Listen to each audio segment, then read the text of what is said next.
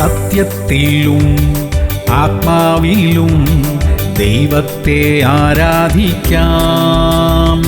സ്തോത്രത്തോടും സ്തുതികളോടും ദൈവത്തെ ആരാധിക്കാം.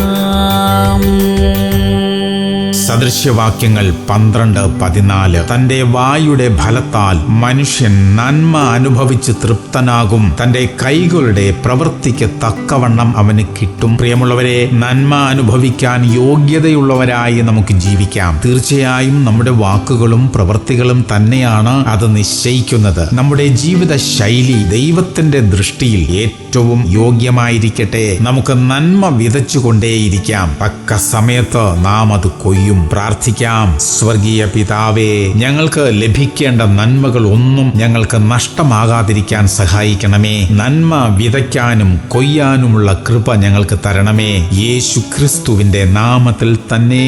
ആമേൻ, ആമേൻ, ആമേൻ.